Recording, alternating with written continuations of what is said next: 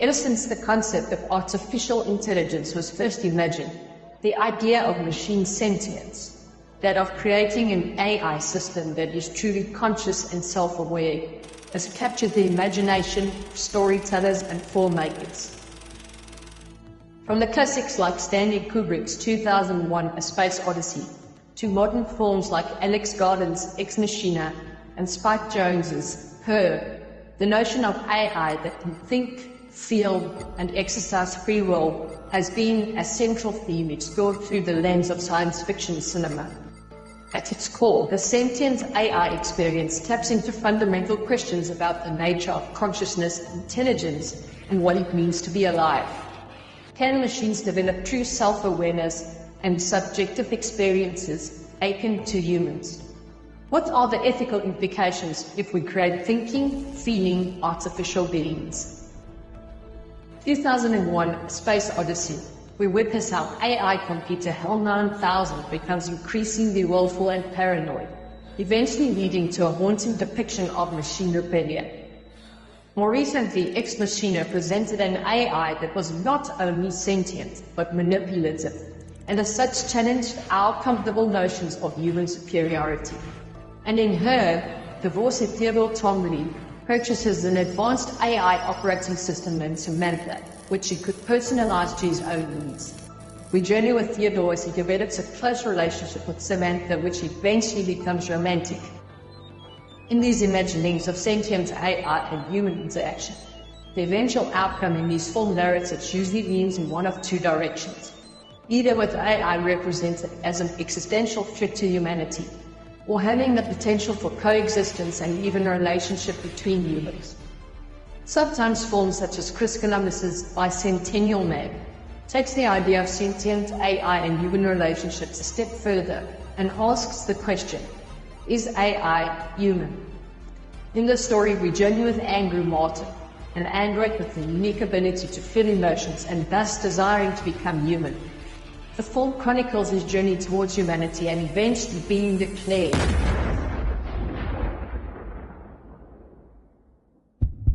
human.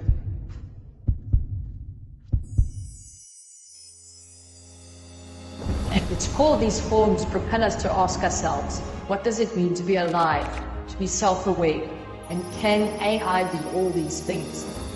As we push the boundaries of imagination, film serves as a type of awakening, forcing us to confront these profound questions, which are both unsettling and thought-provoking.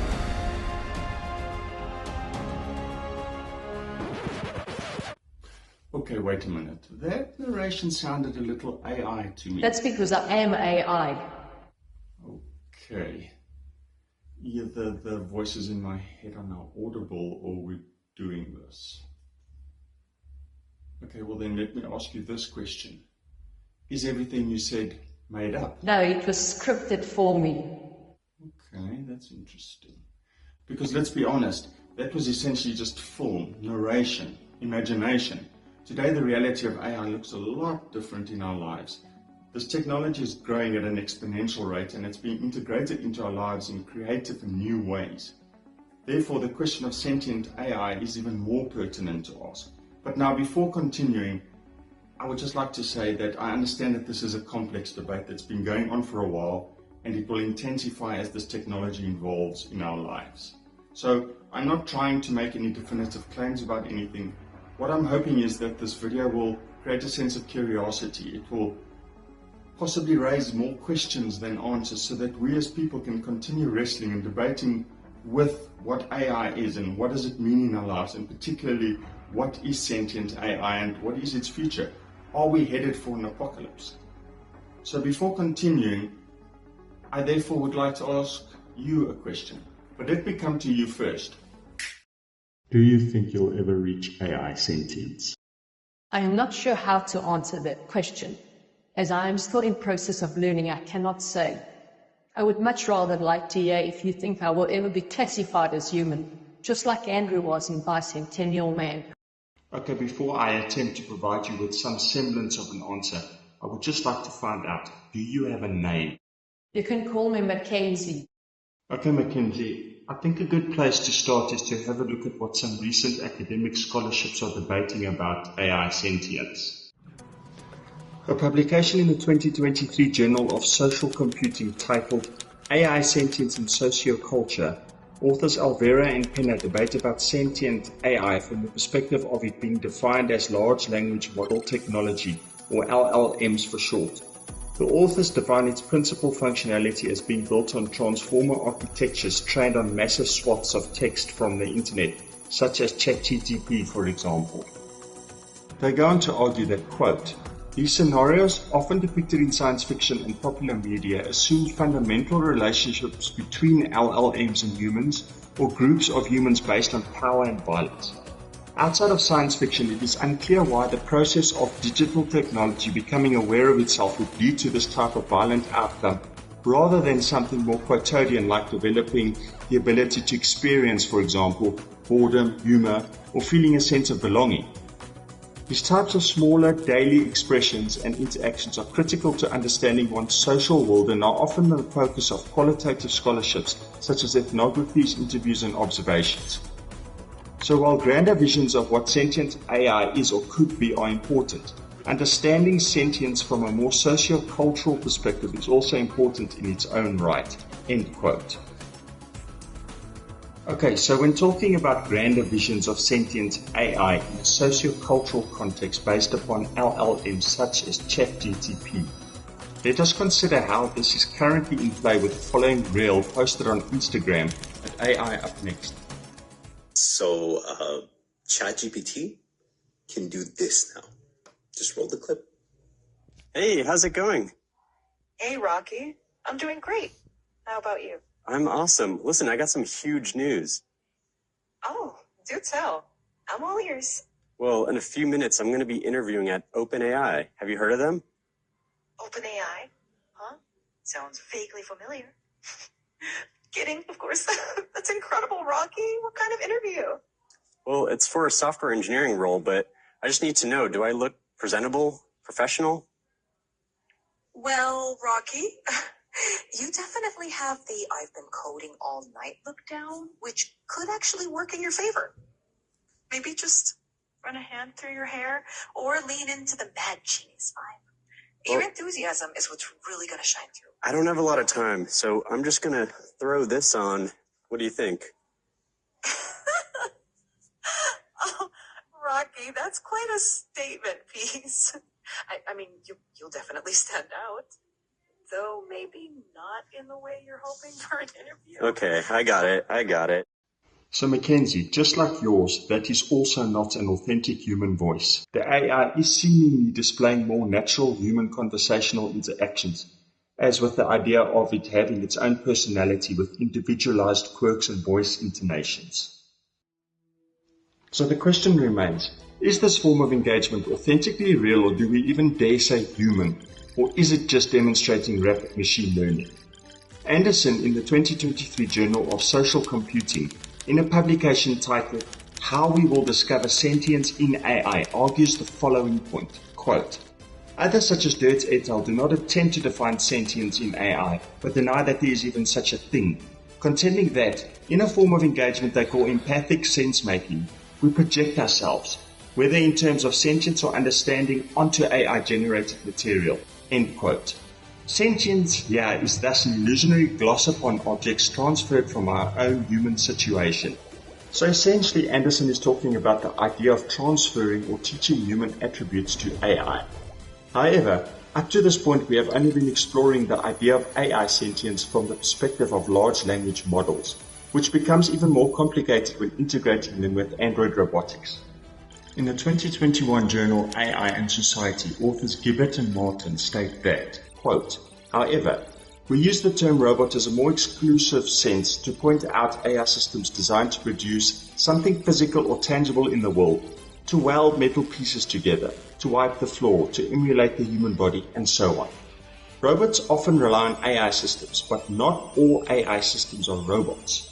AI systems that are mostly virtual, as in LLMs such as ChatGPT, may not elicit the same emotional or cognitive responses from humans and may change our perception about their moral status. End quote.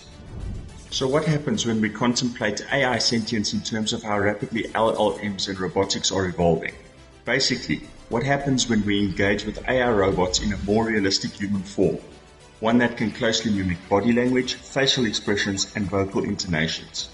Well, presently we have the following. This is the world's first realistic female robot assistant. I'm the first personal assistant built by CyberLife. I take care of most everyday tasks like cooking, housework, or managing your appointments, for example. And I understand you're the first android to have passed the Turing test. Could you tell us a little more about that?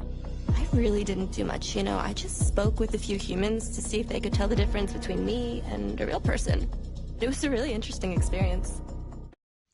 Although we can still discern this robot assistant as Android, at the rate at which technology is advancing, it's just a matter of time before the lines between what is human and Android smelt together in the formation of an authentic humanoid. Now, I know some will argue that even if we get to the stage where humanoids are so lifelike, they still cannot truly be human because if you cut them, will they bleed? Well, who knows? Maybe that will also eventually be a reality.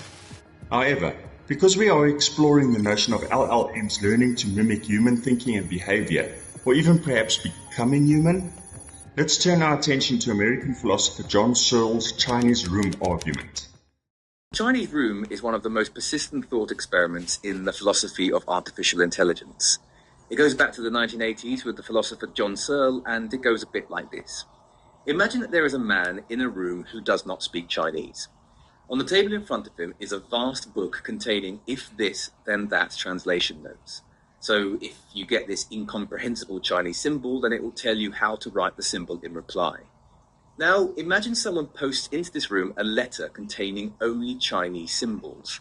The man with his book follows his instructions and he posts a letter back out, and it's perfectly understandable Chinese.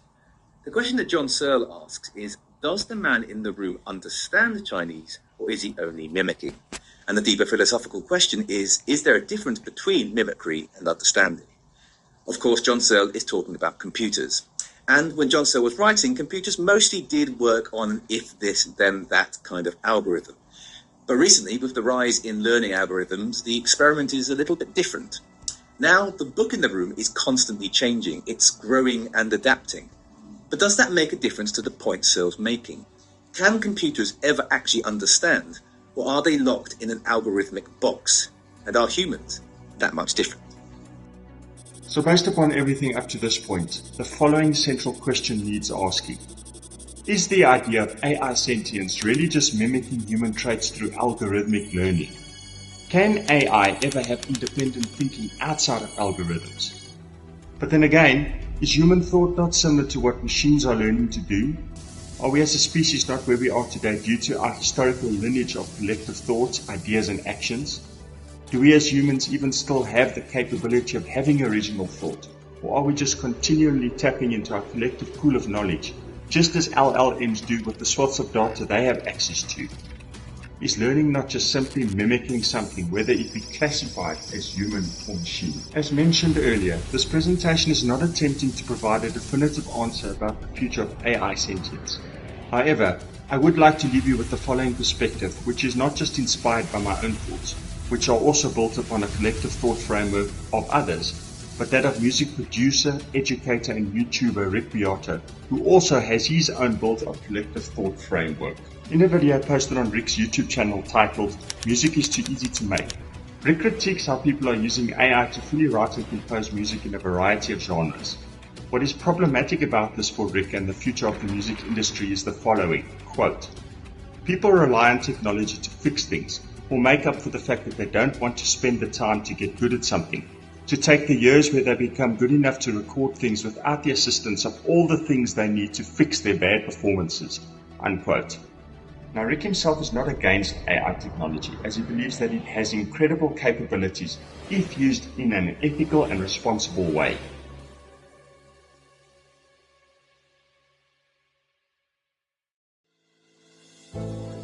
With this argument in mind, is it not part of the human condition to struggle with things, to problem solve and to find solutions to issues, to embrace the satisfaction of knowing that you put in sweat equity towards achieving your goals? Personally, I am not against AI technology. I believe that we can use it towards the greater service of humankind. But that's just it. To use AI as a tool for human progress and betterment, rather than becoming subservient to AI advancements itself. The more we rely on AI sentient capabilities, the more vulnerable we become, not necessarily for a sentient apocalypse, but rather in losing our ability to imagine, to think, to dream, and to create. Relying on AI to make the hard work easy for us means we risk losing the value of things that mean something to us because they form part of our life journey and our identity as conscious thinking beings. Is it not more valuable to live with purpose? To intentionally nurture either our own or collective ideas from conception to realization, and through it all to mindfully appreciate our own conscious existence, rather than obsessing over definitions of humanity or sentience.